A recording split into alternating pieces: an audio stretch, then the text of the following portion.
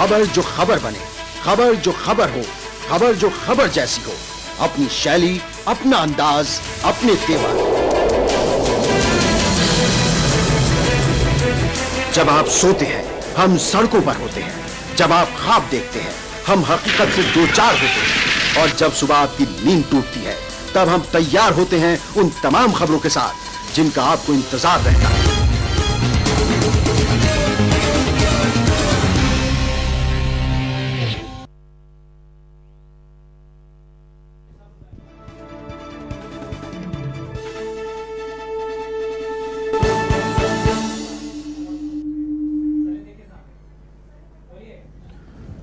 नमस्कार, शाम के 5:30 बज चुके हैं। मैं हूं तरुण। इस वक्त केबीसी न्यूज पर सीधा प्रसारण देख रहे हैं। केबीसी की खास पेशकश प्राइम टाइम। हम आपको बता दें कि इस वक्त की जो बड़ी खबर है, अब बिहार में चुनाव की घोषणा हो गई है। चुनाव का बिगुल बज चुका है। चीफ इलेक्शन कमीशन ने प्रेस कॉन्फ्रेंस कर यह जानकारी दी है। 3 चरणों में पूरे बिहार में चुनाव होगी और ऐसे में कटिहार 7 नवंबर को चुनाव की तिथि घोषित की गई है, यानी तीसरे चरण में कटिहार में चुनाव होना है। ऐसे में 28 तारीख, 3 तारीख और 7 तारीख यानी 3 चरणों में कटिहार में तीसरे चरण में चुनाव होना है। ऐसे में पूरे बिहार में 3 चरणों में चुनाव की घोषणा की गई है। कोरोना काल को देखते हुए इतिहास में पहली बार इतना बड़ा चुनाव कोरोना काल में किया जा रहा है। हम आपको बता दें कि कोरोना काल की वजह से काफी एहतियात बरते गए हैं। PP kit, hand gloves, sanitiser, mask इन लाखों के तादाद में खपत की जाएगी, लोगों के बीच दिया जाएगा। जो कर्मी हैं, जो चुनाव के कर्मी होंगे, पूरे एहतियात के साथ ही चुनाव कराने की घोषणा की गई है। ऐसे में हम आपको बता दें कि कटिहार में सुबह से एक वायरल हो रही थी कि 3 यानी पहला फेज में चुनाव कटिहार में होना है, लेकिन हम इसका खंडन करते हैं और बताते हैं कि जो इलेक्शन कमीशन ने लिस्ट जारी किया बजाते तिथि के साथ, इसमें 7 नवंबर को कटिहार में चुनाव होना है।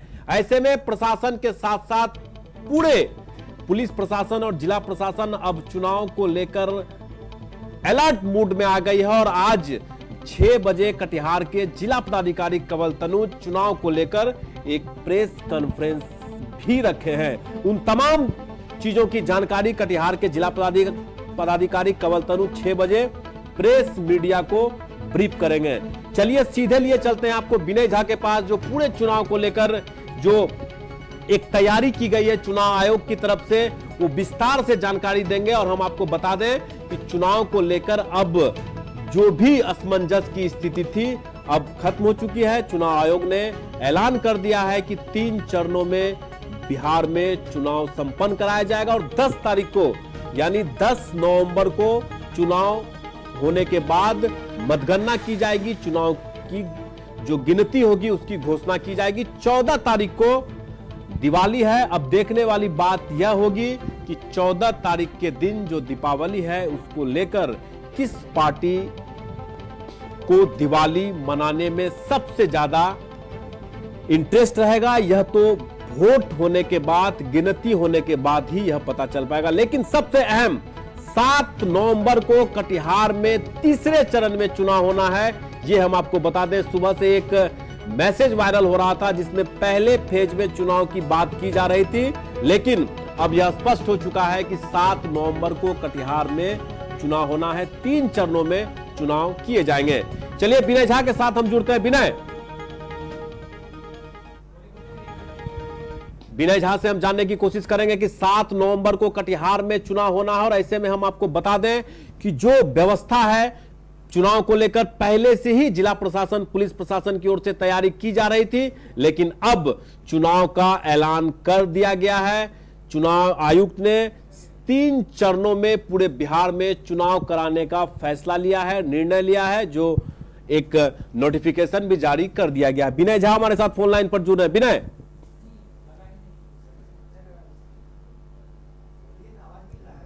विनय, आपको मेरी आवाज मिल पा रही है? लगता है विनय से हमारा संपर्क नहीं हो पा रहा। हम दोबारा कोशिश करेंगे विनय झा से कोशिश करने की। हम आपको बता दें कि विधानसभा चुनाव 243 सीटों पर होना है। पूरे बिहार में 243 सीट है और ऐसे में अलग अलग चरणों में अलग अलग सीटों के लिए चुनाव होना है। और ऐसे में कटिहार में 7 नवंबर को यानी थर्ड फेज में कटिहार में चुनाव किया जाएगा। 7 विधानसभा है पूरे कटिहार जिले में और ऐसे में जो जिला प्रशासन और पुलिस प्रशासन की तैयारी पहले से ही चल रही थी, लेकिन अब और भी मुस्तैदी के साथ चुनाव की तैयारी की जाएगी।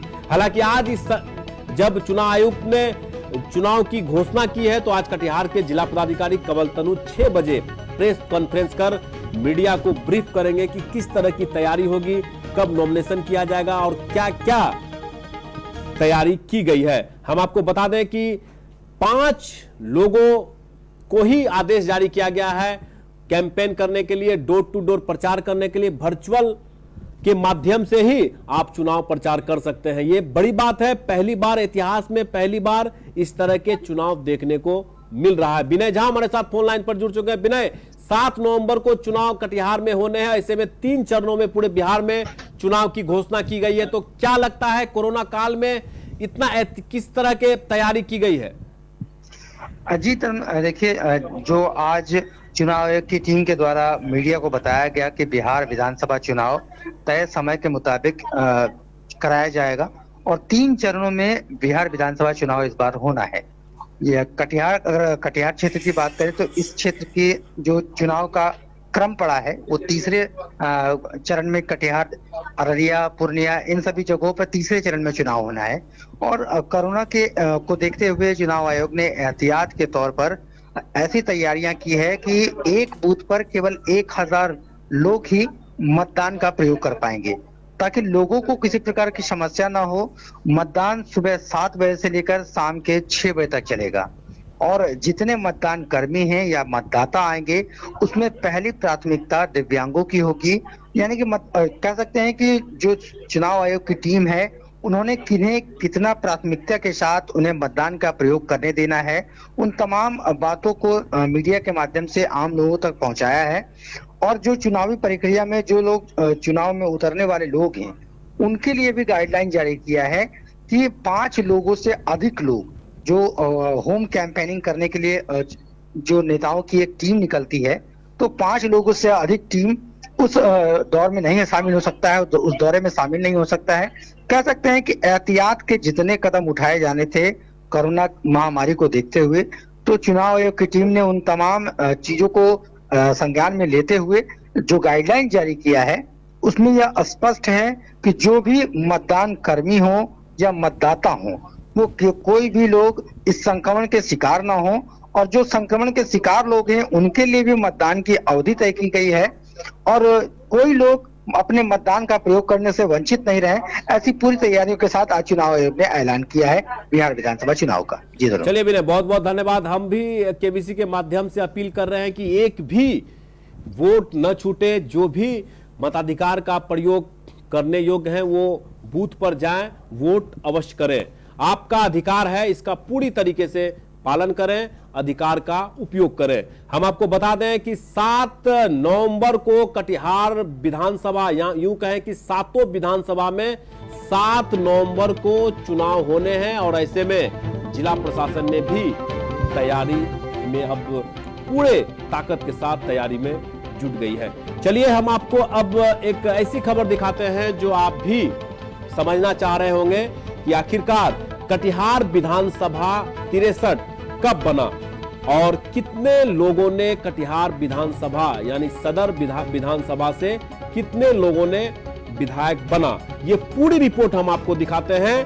सुखदेव नारायण सिंह 1957 में कटिहार विधानसभा से पहले ऐसे उम्मीदवार थे जिन्होंने विधायक पर अपना कब्जा जमाया। चलिए हमारा ये खास एक्सक्लूसिव रिपोर्ट विनय झा के द्वारा बनाई गई, हम आपको दिखाते हैं कि 1957 के बाद 2020 तक में कौन कौन विधायक कटिहार में अपना नेतृत्व किए और कितना कार्य रहा। चलिए आपको हम ये एक्सक्लूसिव केबीसी की एक्सक्लूसिव रिपोर्ट हम आपको दिखाते हैं।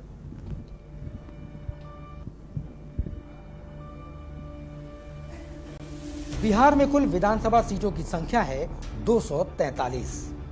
फिलहाल राष्ट्रीय जनतांत्रिक गठबंधन बहुमत के साथ सत्ता पर काबिज है। लेकिन आगामी विधानसभा चुनाव में जनता किसे बहुमत देती है, यह तो चुनावी परिणाम के बाद ही पता चल पाएगा। चुनाव को लेकर दिनों दिन राजनीतिक सरगर्मी धीरे धीरे अवश्य तेज हो रही है। इन्हीं चुनावी सरगर्मियों के बीच कटिहार जिले के 7 विधानसभा सीटों पर सभी स्थानीय प्रतिनिधि अपने अपनी सीटों को लेकर दावेदारी भी पेश कर रहे हैं।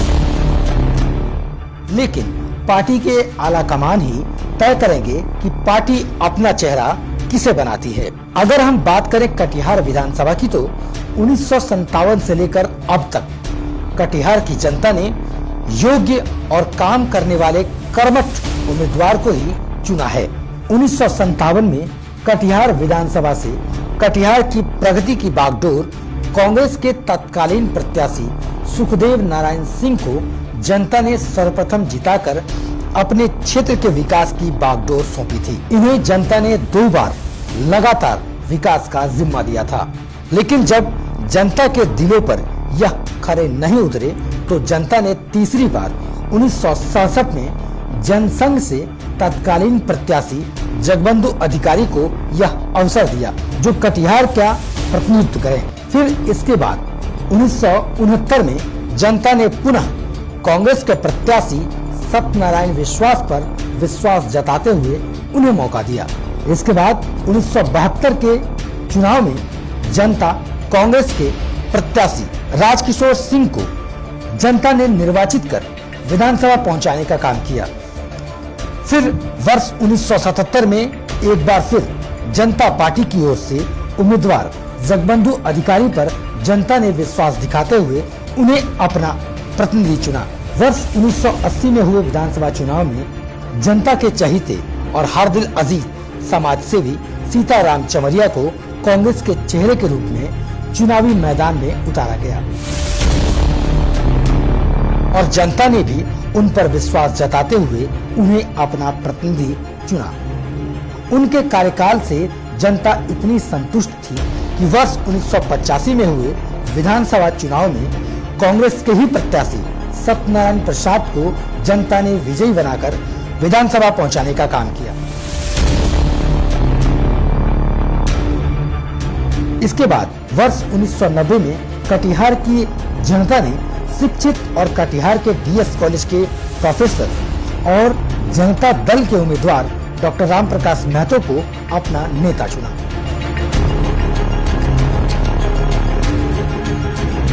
और इन्हें कटिहार से अपने क्षेत्र के विकास की बागडोर का जिम्मा विधानसभा में उठाने का बीड़ा दिया। लेकिन 1995 में हुए विधानसभा चुनाव में जनता ने एक बार फिर अपने क्षेत्र के प्रगति और विकास की बागडोर भाजपा के तत्कालीन उम्मीदवार जगबंधु अधिकारी पर दिखाया और उन्हें अपना नेता चुनकर क्षेत्र के विकास का जिम्मा उन्हें प्रदान किया।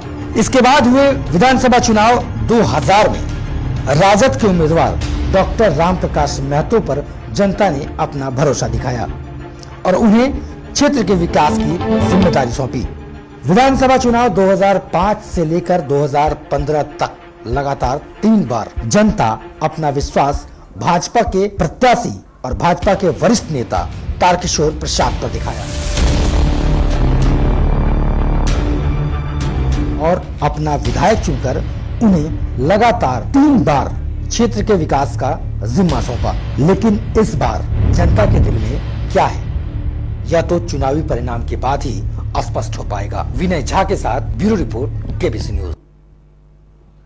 तो केबीसी की विशेष रिपोर्ट, एक्सक्लूसिव रिपोर्ट हम आपको दिखा रहे थे कि 1957 से लेकर 2000 तक में कौन कौन से विधायक ने कटिहार का नेतृत्व किया, कटिहार विधानसभा क्षेत्रों का, ये हम पूरी रिपोर्ट आपको हम दिखा रहे थे। 2005 से लेकर 2020 तक कटिहार में कटिहार सदर विधायक तारकिशोर भगत काबिज रहे और अब चुनाव का बिगुल बज चुका है। 10 नवंबर को चुनाव की गिनती होनी है, 7 नवंबर को चुनाव होना है। अब यह तय हो पाएगा कि अब कौन कटिहार सदर का विधायक बनेगा। यह तो आम जनता ही तय कर पाएगी कि कटिहार में अब कौन विधायक होगा 63 का।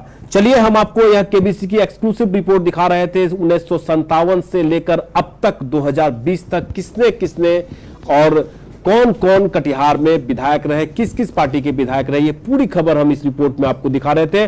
उन तमाम विधानसभाओं की हम खबर आपको हम अपने इस खास पेशकश, केबीसी की खास पेशकश प्राइम टाइम में हम 5:30 बजे आपको दिखाएंगे कि और विधानसभा क्षेत्रों में कितने विधायक रहे, कब विधानसभा क्षेत्र बना और कितने प्रत्याशियों और कितने उम्मीदवारों ने भाग आजमाया था। चलिए हम अब आपको लिए चलते हैं जहां एक और चुनाव का बिगुल बज चुका है, कोरोना काल है और अब भारी बारिश की वजह से कटिहार शहर पूरी तरीके से बेहाल है। ऐसे में आम जनजीवन के साथ साथ प्रशासनिक कार्यालय भी बाधित होता हुआ नजर आ रहा है। चलिए हम वो तस्वीर आपको दिखाते हैं कटिहार के समाहरणालय और कटिहार अनुमंडल कार्यालय, जहां एक और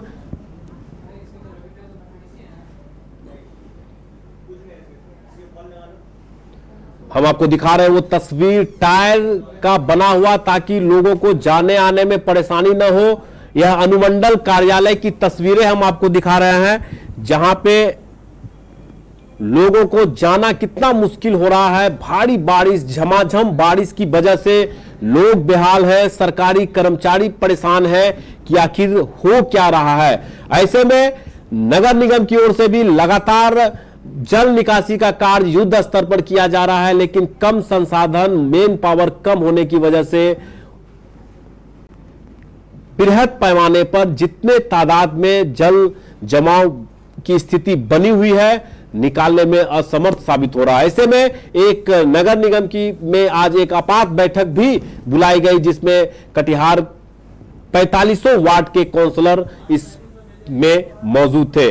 चलिए हम पहले आपको वो तस्वीर एक बार फिर से दिखाते हैं जहां अनुमंडल कार्यालय में लगभग 1 फीट पानी भरा हुआ है।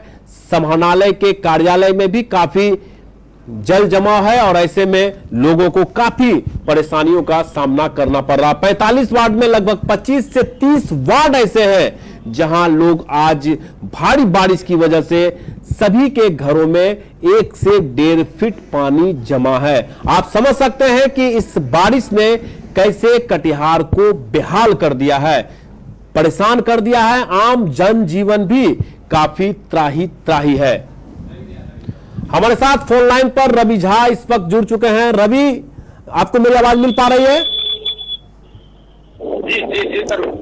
रवि, लगातार बारिश की वजह से जहां आम जनजीवन अस्त व्यस्त है, वहीं अब सरकारी कर्मचारी और सरकारी कार्यालय भी काफी अस्त व्यस्त नजर आ रहा है। आप टीवी स्क्रीन पर देख सकते हैं कि लगभग 1 फीट पानी अनुमंडल कार्यालय और समाहरणालय के कार्यालय परिसर में है। तो ऐसे में जो दूर दराज से लोग आ रहे हैं अपनी समस्याओं को लेकर, अपने काम कराने को लेकर, तो कितनी परेशानी हो रही होगी? तरुण, कल तक तो निचले इलाके में पानी भर गया था जिससे आम जनजीवन काफी त्रस्त था, लेकिन जो वर्तमान हालात है कटिहार समाहरणालय परिसर का और अनुमंडल कार्यालय परिसर में जो है 2 से 3 फीट पानी जमा हो गया है। और मैं बता दूं कि कटिहार समाहरणालय परिसर वो एक ऐसा स्थान है जहां जिले के तमाम आला अधिकारी वहां बैठते हैं, उनका कार्यालय है और जिले के जो सभी फरियादी हैं वो अपनी आम समस्याओं को लेकर के वहां पहुंचते हैं, अपनी फरियाद लेकर के पहुंचते हैं, तो उन्हें भी काफी तकलीफ होती है। और सबसे बड़ी बात कि आला अधिकारी तो जैसे तैसे किसी तरीके से अपने 4 चक्के वाहन से वहां प्रवेश कर जाते हैं, लेकिन आम लोगों को अपनी फरियाद लेकर के आने में काफी कठिनाइयों का सामना करना पड़ता है। जब जिले के आला अधिकारी, जब जिले के जो वरीय अधिकारी का कार्यालय ही इस तरह जल के ऊपर तैर रहा हो, पानी के ऊपर तैर रहा हो, तो आम जनजीवन और आम लोगों की क्या स्थिति होगी इससे अंदाजा लगाया जा सकता है। जी तरुण। लेकिन अभी ऐसा देखा भी जा रहा था कि पंप सेट से पानी की निकासी की जा रही थी, बड़े बड़े टैंकर लगे हुए थे। तो ऐसे में जो हालात हैं कार्यालय के अलावा कई ऐसे इलाके हैं जहां पे अभी भी जल जमाव की स्थिति है, लोग परेशान हैं, घर से निकलकर सड़कों पर लोग शरण ले रहे हैं जो स्थिति बनी हुई है बारिश की वजह से। और अगले 2 दिनों तक बारिश की चेतावनी भी दी गई है रवि, 27 तारीख तक। जी, मौसम विभाग ने अलर्ट किया है कि अभी भी 2 दिन लगातार मूसलाधार बारिश होगी, लेकिन नगर निगम के द्वारा जो है बड़े बड़े टैंकर से पानी निकाले जा रहे हैं। 9000 की कैपेसिटी वाले टैंकर पानी को खींच रहे हैं। सवाल ये है कि जहां इस वक्त समाहरणालय है, वहीं के आसपास जो सड़कें हैं और सड़क के किनारे जो नाला है उससे कोई कनेक्टिविटी नहीं है। ड्रेनेज सिस्टम कटिहार का खराब चल रहा है, खराब है, कोई प्लानिंग नहीं है, उस वजह से जो है ये उत्पन्न हो गए हैं। तो फिलहाल नगर निगम उसके जो जगह है देर से ही सही, लेकिन मुकम्मल व्यवस्था उनके पास नहीं है और लगातार जैसे कि आज अगर पानी को निकाला जा रहा है तो फिर मूसलाधार बारिश की वजह से हालात जस बन जाती है। जी तरुण। चलिए रवि, बहुत बहुत धन्यवाद। रवि झा जानकारी दे रहे थे कि किस तरह के हालात हैं। पूरे शहर में लगभग 30 वार्ड ऐसे हैं जहां आज जल जमाव की वजह से लोग परेशान हैं, त्राही त्राही है।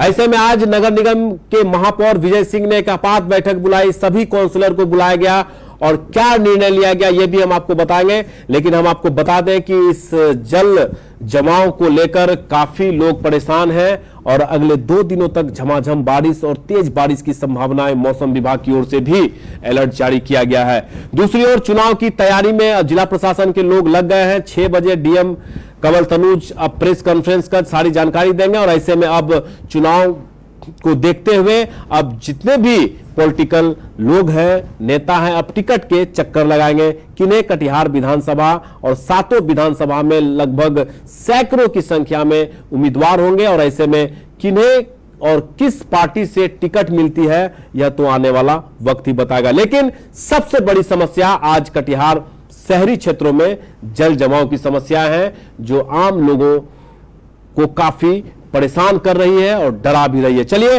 आपातकालीन बैठक में क्या निर्णय लिया गया ये हम सुनवाते हैं। कटिहार के महापौर विजय सिंह ने क्या कहा। देखिए, ये आज नगर निगम में एक विशेष बैठक की गई थी जिसमें सभी वार्ड काउंसलर आए थे, साथ ही साथ वार्ड काउंसलर के जो प्रतिनिधि हैं वो भी आए। सभी लोगों ने अपनी अपनी वार्ड की समस्या जो अभी जल जमाव की है उनसे अवगत कराया। जैसा कि सबको पता है कि अभी लगातार 10 दिन से कटिहार शहर ही नहीं पूरे जिले में अत्यधिक बारिश होने के कारण हर सभी जगह जल जमाव की स्थिति हो गई है। नगर निगम के लगभग 45 वार्डों में से 25 वार्डों में भी जल जमाव की समस्या है और हमारे 10 वार्ड पार्षदों के घर में पानी है। और बीबीसी का भी न्यूज ये आया था कि कटिहार जिला में अत्यधिक बारिश होने के कारण ये पानी की स्थिति है। हमारे सभी पार्षद अपने अपने वार्ड में लगे हुए हैं, लेकिन इतना संसाधन नहीं है कि हम तुरंत इस पानी को निकाल सकते हैं। लेकिन इस विशेष बैठक में निर्णय लिया गया है, सभी पार्षदों ने कहा है कि जहां वाटर लॉकिंग है वहां पर चूना ब्लीचिंग का छिड़काव किया जाए और मशीन लगा करके पानी को लिफ्ट कर करके नहर पर या बांध के साइड भेज दिए। तो हम लोगों ने ध्वनिमत से और भी अभी हमारा नगर निगम में शहरी क्षेत्र में लगभग 17 मशीन चालू है और अभी हम फिर 10 मशीन लेने का निर्णय लिया है। कल से उसी सभी जगह मशीन लग जाएगा और चूना गेमिंग छिड़काव शुरू हम कर देंगे। निश्चित हमको लगता है कि ये पानी सभी वार्डों से 7 से 8 दिन में हम लोग निकाल देंगे। तो कटिहार के महापौर विजय सिंह जानकारी दे रहे थे कि 17 मशीन अभी पंप सेट लगाए गए हैं और भी 15 मशीन खरीदने का प्रस्ताव पारित किया गया है। कल से सभी मशीनों को लगाकर, पंप सेट को लगाकर उन जगहों से पानी निकासी का कार्य युद्ध स्तर पर किया जाएगा। हम भी उम्मीद करते हैं नगर निगम से कि जल्द से जल्द वैसे लोगों को जो आज इस भारी बारिश की वजह से त्राहिमाम है, घर से निकलना मुश्किल हो गया है, वैसे जगहों पर जल्द से जल्द जल निकासी किया जाए ताकि आम लोगों को राहत मिल सके। आज के इस अंक में फिलहाल इतना ही। केबीसी की पूरी टीम को इस प्राइम टाइम शो में दीजिए इजाजत। कल फिर आपसे 5:30 बजे मुलाकात होगी। हम आपको बता दें कि चुनाव को लेकर हमारे कटिहार जिले में, प्रखंड में हर स्तर पर तैयारी युद्ध स्तर पर की गई है। पल पल की खबर चुनाव से संबंधित आपको हम अपडेट देते रहेंगे। चुनाव का बिगुल बज चुका है, लेकिन चुनाव 7 तारीख को तय किया गया है, 7 नवंबर को। ऐसे में 7 नवंबर का दिन याद रखें, घर से निकलकर अपने मतों का प्रयोग अवश्य करें। नमस्कार। खबर जो खबर बने, खबर जो खबर हो, खबर जो खबर जैसी हो, अपनी शैली, अपना अंदाज, अपने तेवर। जब आप सोते हैं हम सड़कों पर होते हैं, जब आप ख्वाब देखते हैं हम हकीकत से 2-4 होते हैं और जब सुबह आपकी नींद टूटती है तब हम तैयार होते हैं उन तमाम खबरों के साथ जिनका आपको इंतजार रहता है।